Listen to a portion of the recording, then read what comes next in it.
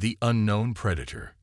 The Valkorian scout ship Dread Spear glided through the darkness of space, its sleek hull reflecting the distant starlight. Commander Karek stood at the command station, his forearms folded in concentration as he watched the sensor displays. For 3 standard cycles, they had been mapping this sector, finding nothing but empty space and dead rocks. "Commander," Lieutenant Vash called out, her violet eyes widening with surprise. "I'm detecting an unknown vessel at coordinates 347 Mark 12. It just appeared." Kyrek's antennae twitched with interest. "Appeared? Ships don't simply appear, Lieutenant. Check your instruments." "I did, sir. 3 times. The vessel wasn't there. And then it was. No warp signature, no quantum displacement, no energy spike. It's as if it materialized from nothing." The commander moved to the tactical station, his chitinous exoskeleton clicking with each step. The sensor readings were indeed puzzling. The unknown vessel measured approximately 300 meters in length, with a design unlike anything in the Valkorian database. Its hull seemed to absorb sensor pings rather than reflect them. "Magnify visual," Kyrek ordered. The main view screen zoomed in, revealing a ship that defied conventional design principles. Where Valkorian vessels were smooth and symmetrical, this craft appeared almost primitive, with angular surfaces and protruding sensor arrays. Yet something about its configuration suggested purpose rather than poor engineering. "Energy readings?" Kyrek asked. "Minimal, sir. Either they're running on emergency power, or—" Vash paused, recalibrating her instruments, "or they're using technology that masks their true output." Kyrek's military experience, spanning 2 decades of service to the Empire, told him this was no derelict. "Open communications, all frequencies." "Channel open, sir." "Unknown vessel, this is Commander Kyrek of the Valkorian Empire. You have entered restricted space. Identify yourselves and state your intentions." Silence. They waited. 1 minute, 5 minutes, 10. "Perhaps they don't understand our language," suggested Vash. "Broadcast in all known languages. Include mathematical sequences and prime numbers. Universal communication protocols." As the communication officer complied, something unexpected happened. The bridge lights flickered, and several non-essential systems shut down momentarily before restarting. "What was that?" Kyrek demanded. The technical officer's scales had turned pale blue, a sign of distress. "Sir, something accessed our computer systems. For exactly 2.7 seconds, we lost control of secondary functions." "Impossible. Our firewalls are impenetrable." "Not anymore, sir. Whatever did this bypassed every security protocol we have. It's as if our systems welcomed the intrusion." Before Kyrek could respond, the communication system activated on its own. A voice filled the bridge, speaking perfect Valkorian, despite the language being closely guarded military code. "Commander Kyrek, this is Captain Maria Rodriguez of the Earth ship Pioneer. We apologize for the delay. We needed to learn your language first." Kyrek's forearms tensed. "Learn our language? In minutes. That's impossible." "Impossible is a word we humans try to avoid," the voice replied with what sounded like amusement. "We've been observing your empire for some time. This seemed like an appropriate moment for introductions." "You've been observing us? How?" "Our sensors detect everything within parsecs." "Your sensors detect what they're designed to detect, Commander. Humans learned long ago that the best hunter is often the one you never see coming." The bridge crew exchanged nervous glances. The Valkorian Empire had ruled this sector for generations, their military might unquestioned. Yet here was an unknown species speaking of observation and hunting. "Captain Rodriguez," Kyrek said carefully, "you've entered Valkorian space without authorization. Our protocols demand—" "Your protocols demand you fire upon us," Rodriguez interrupted. "We know. Your computer systems were quite informative. We also know you're currently charging your plasma cannons and targeting our engine signature." Vash looked at her commander with alarm. She hadn't reported the weapons preparation, having initiated it automatically per standard procedure. However, Rodriguez continued, "I'd advise against hostile action. Humans have a saying, never corner a wounded animal. We may appear small and primitive to your sensors, but appearances can be deceiving. Are you threatening the Valkorian Empire?" Kyrek's voice hardened. "Quite the opposite. We're offering friendship. Permission to come aboard. I think face-to-face communication would be beneficial." Kyrek considered his options. The unknown vessel showed minimal power readings and carried no obvious weapons. One human against a crew of 40 Valkorian warriors seemed acceptable odds. "Permission granted. Docking port 3. Thank you, Commander. See you in 5 minutes." The connection ended, leaving the bridge in tense silence. Kyrek ordered a security detail to the docking port, then turned to his science officer. "Full biological and tactical scans the moment that airlock opens. I want to know everything about these humans." 5 minutes later, Kyrek stood at docking port 3 with 8 of his best warriors. The airlock cycled, and a single figure stepped through. Captain Maria Rodriguez stood barely 2 meters tall, significantly smaller than the average Valkorian. She wore a simple gray uniform with no visible armor or weapons. Her species appeared bipedal, with only 2 arms, minimal natural protection, and no obvious evolutionary advantages. "Commander Kyrek," she said with a gesture that seemed to be a greeting. "Thank you for receiving me." Kyrek studied the human carefully. "Captain Rodriguez, you'll forgive our caution, but your appearance in our space is unusual." "Understandable." Rodriguez smiled, an expression Kyrek's translator interpreted as friendly. "Humans are relatively new to interstellar travel. We prefer to observe before making contact." "And how long have you been observing us?" "Your empire. About 50 of your standard years." The security chief's mandibles clicked in disbelief. "Impossible. Our sensor nets would have detected any surveillance." Rodriguez tilted her head. "Commander, may I share something with you? A brief lesson in human history." Kyrek nodded cautiously. "Humans evolved on a world we call Earth. Unlike many species, we had no natural armor, no venomous fangs, no great strength. What we had was adaptability. We learned to hide from predators, to think our way out of danger, to turn weaknesses into strengths." She gestured to the warriors surrounding her. "Your species evolved as apex predators. Magnificent natural weapons, superior physical abilities. You never needed to hide. So you never learned to see those who do. You're saying humans are prey species." Kyrek couldn't hide his disdain. Rodriguez corrected. "We're prey. Until we decided otherwise. You see, Commander, humans have a unique trait. When faced with a superior predator, we don't just run or fight. We learn. We adapt. We become something new." The science officer's scanner beeped. "Commander, the human's neural activity is extraordinary. Brain pattern complexity exceeds our measurement scales." Rodriguez smiled again. "Humans process information differently. While your species developed physical superiority, we developed neural plasticity.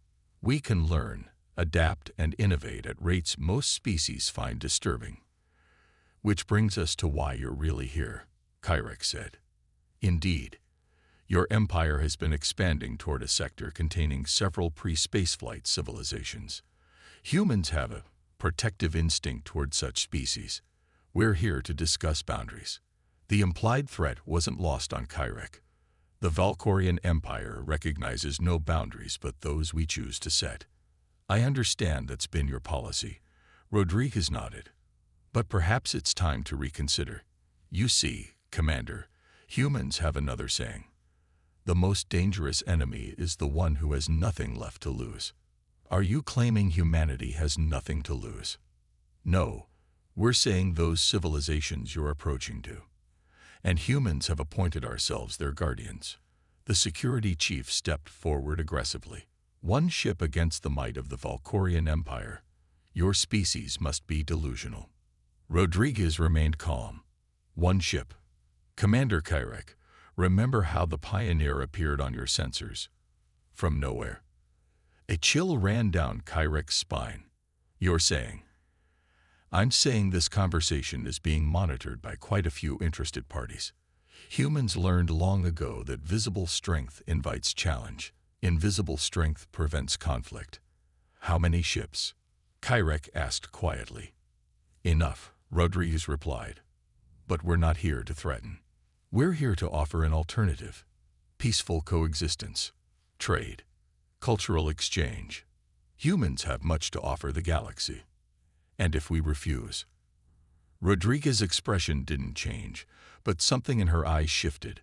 For the first time, Kyrek glimpsed what had transformed a prey species into something else entirely. Then you'll learn why humans survived when so many predators on our world did not. We don't just adapt to threats, Commander. We eliminate them. Permanently. The bridge communication system crackled to life.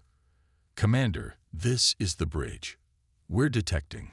Sir, we're detecting massive energy signatures appearing all around us. Dozens of them. They're just appearing from nowhere. Rodriguez stepped back toward the airlock. Those would be my colleagues. Don't worry, they're simply here to ensure our safe departure. Unless, of course, your empire decides to test human resolve. Kyrek found himself in an impossible position. The Valkorian Empire had never retreated, never negotiated from weakness. But something told him this wasn't weakness he was seeing. It was restraint. I'll need to consult with Imperial Command, he said finally. Of course, Rodriguez nodded. We'll wait. Humans are very patient. We waited 50 years to make contact. We can wait a little longer. As she turned to leave, Kyrek called out, Captain, one question. If humans are so powerful, why reveal yourselves now? Rodriguez paused at the airlock.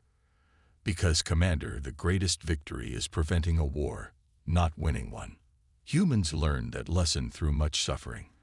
We're hoping the Valkorian Empire can learn it through wisdom instead. The airlock closed, leaving Kyrek with his troubled thoughts. The Dread Spear's sensors showed empty space once more, the human ships having vanished as mysteriously as they'd appeared. But Kyrek knew they were still there, watching, waiting. For the first time in his career, he wondered if the Valkorian Empire had finally encountered something it couldn't conquer through force alone. Something that had evolved not through physical dominance, but through the far more dangerous path of intellectual superiority. The prey that had become the ultimate predator. And they were offering peace. The question was, would the Empire be wise enough to accept it? When mercy ends, 3 days passed before the Imperial Council reached its decision. 3 days during which Commander Kyrek filed report after report, detailing his encounter with the humans and their impossible technology. 3 days of bureaucratic pride wrestling with tactical reality. The decision, when it came, was exactly what Kyrek had feared. The Empire does not negotiate with inferior species, declared War Master Thax from the command throne of the inevitable victory, the Valkorian Empire's flagship. One demonstration of technological trickery does not constitute military superiority. We will proceed with the expansion as planned. Kyrek stood at attention, his 4 arms rigid at his sides. War Master, with respect, the humans demonstrated capabilities beyond our understanding. Their ships appear and disappear at will. They decoded our most secure communications in seconds. Perhaps we should. Perhaps nothing, Commander. Thax's crest flared crimson with authority. Your report reeks of cowardice. 1 small vessel and you counsel retreat. The Valkorian Empire has conquered 100 systems. We will not be intimidated by parlor tricks. Sir, I believe their offer of peaceful coexistence deserves consideration. Their offer, Thax sneered, is an insult. They dare to dictate terms to us. They will learn the price of such arrogance. Set course for the Kepler systems. All battle groups converge on my coordinates. Kyrek's antennae drooped with resignation. Yes, War Master. As the massive fleet began its ponderous turn toward the disputed sector, Carec couldn't shake the memory of Captain Rodriguez's eyes. The quiet confidence, the patient restraint, the warning disguised as diplomacy. 3 hours into the journey, it began. War Master, the sensor officer's voice cracked with panic. Massive energy signatures detected. Multiple vectors. They're everywhere. The view screen lit up with tactical displays as human ships materialized around the Valkorian fleet. Not dozens as before, but hundreds. Ships of configurations that defied conventional design. Some massive beyond comprehension, others small and dart-like, all radiating power signatures that made the inevitable victory's reactors seem like candles beside suns. Battle stations. Thax roared. All weapons free. Show these primitives the might of the Empire. But before a single shot could be fired, every ship in the Valkorian fleet went dark. Weapons, engines, life support, everything except emergency power shut down simultaneously. The mighty warships drifted helplessly in space, their crews scrambling in confusion. A holographic image appeared on every bridge, every screen still functioning on emergency power. Captain Rodriguez stood calmly, her expression now devoid of its earlier warmth. War Master Thax, she began. I hoped it wouldn't come to this. We offered peace. We offered partnership. You chose aggression. Now you'll understand why humanity survived while so many others did not. Impossible. Thax rage. Our systems are hardened against any interference. Your systems, Rodriguez replied, were designed to resist attacks you could conceive of. Humans specialize in the inconceivable. Right now, nanoscopic infiltrators we deployed during our first meeting are in every circuit of every ship in your fleet. We can shut down individual neurons in your brains if necessary. But we won't. You threaten genocide. Thax's voice held its first note of uncertainty. No, Rodriguez's image flickered, replaced by scenes from human history. Let me tell you about humanity, War Master. We evolved on a world where everything tried to kill us. Predators, diseases, weather, even other humans. We survived not through strength, but through cooperation, through innovation, through the ability to turn any situation to our advantage. The images showed early humans hunting massive beasts with primitive tools, building cities, splitting atoms, reaching for the stars. We learned that the greatest strength isn't in conquest, but in protection. Not in taking life, but in preserving it. When we met species like yours, aggressive, expansionist, convinced of their own superiority, we had a choice: destroy you or teach you. Teach us. Thax sputtered. You dare. Yes, Rodriguez cut him off. We dare, because the alternative is too terrible. You want to see human warfare. Very well. Observe. In the distance, a lifeless moon orbiting a gas giant suddenly glowed. Then it cracked, split apart, and dissolved into cosmic dust within seconds. That, Rodriguez said quietly, was a demonstration of our smallest planet-killer weapon. We have devices that can destabilize stars, create artificial black holes, or rewrite the quantum structure of matter itself. But we choose not to use them. The bridge of the inevitable victory fell silent. Even Thax found no words. We learned through bitter experience that true strength lies in restraint. We fought wars that nearly destroyed our world. We created weapons that could end all life. And in our darkest moment, we chose a different path. We chose to become protectors, not conquerors. Carec stepped forward, surprising himself. Captain Rodriguez, what do you want from us? Rodriguez's image turned to him, and he saw a flicker of approval. What we've always wanted, Commander. Peace. Cooperation. A galaxy where species help each other reach their potential rather than destroying it. The Empire will never, Thax began. The Empire will change. Rodriguez interrupted, or the Empire will end. Not by our hand, but by its own nature. Aggressive expansion always meets its limit. We're offering you a chance to evolve beyond that limit. And if we refuse? Thax asked, though his voice had lost its earlier belligerence. Then we'll disable your weapons permanently and establish a quarantine around your space. You'll be free to live as you choose within your current borders, but you'll never threaten another species again. The choice is yours. For long moments, silence reigned. Then, unexpectedly, Kyrek spoke again. War Master, may I remind you of the Battle of Syrian? Thax's head swiveled toward him. What of it? We faced the Morvac horde. Superior numbers, equal technology. We won through tactical innovation, not brute force.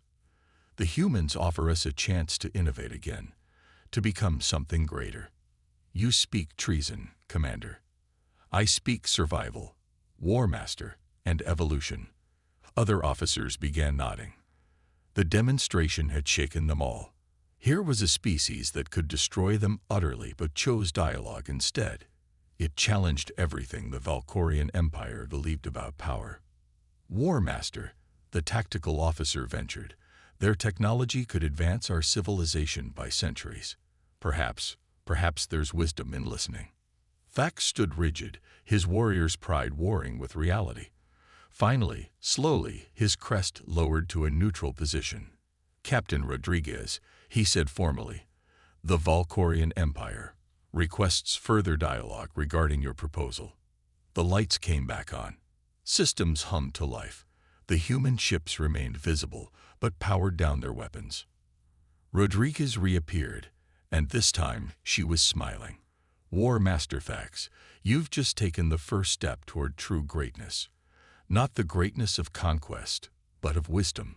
Shall we begin discussions on the bridge of the Pioneer? I think you'll find our conference room quite comfortable. As the two fleets stood down and preparations for negotiations began, Kyrek found himself appointed to the diplomatic team. Standing in the shuttle bay, preparing to board a human vessel for the first time, he reflected on the day's events.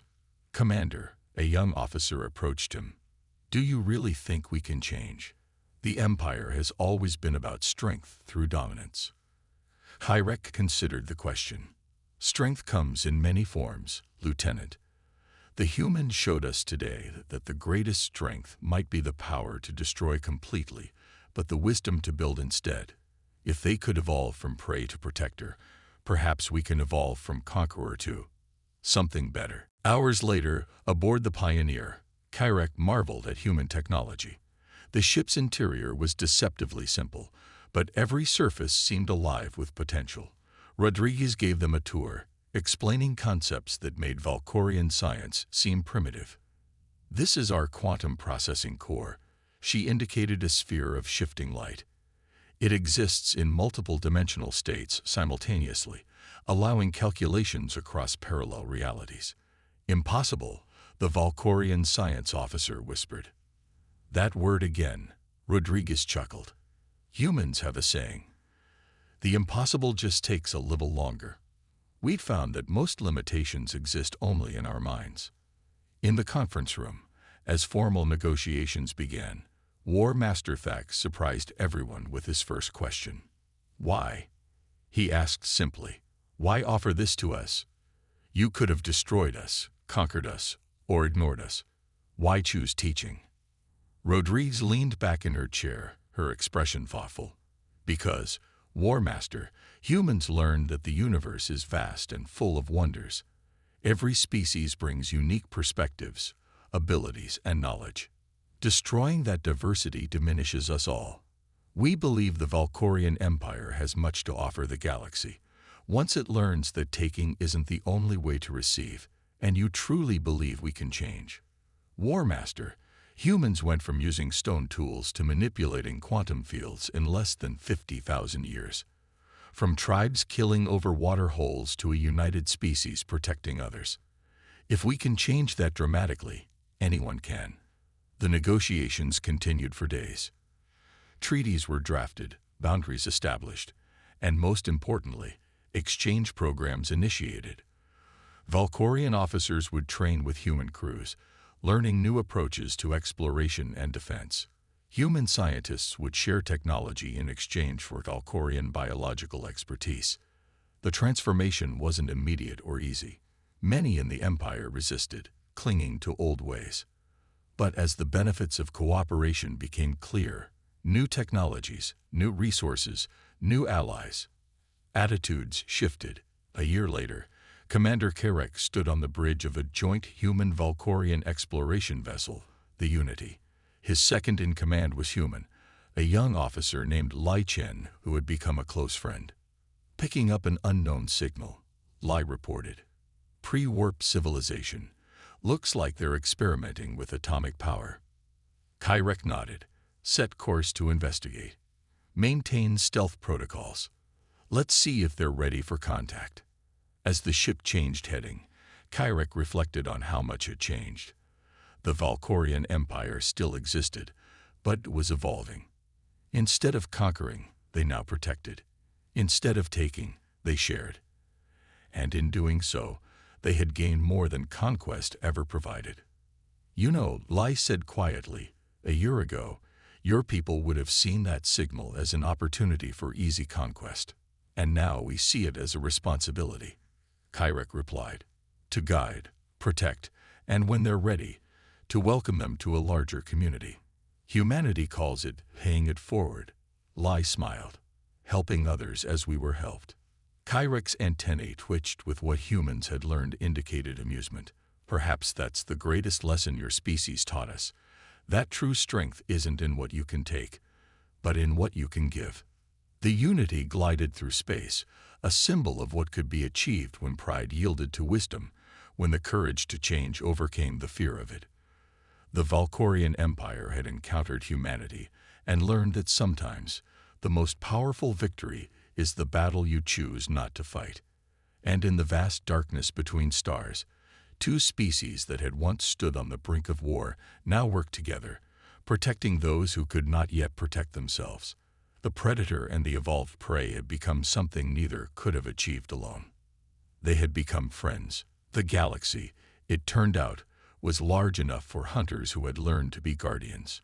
And humanity's greatest weapon, the ability to turn enemies into allies, had claimed another victory without firing a shot. As Captain Rodriguez had once said, the impossible just took a little longer. But it was always worth the wait.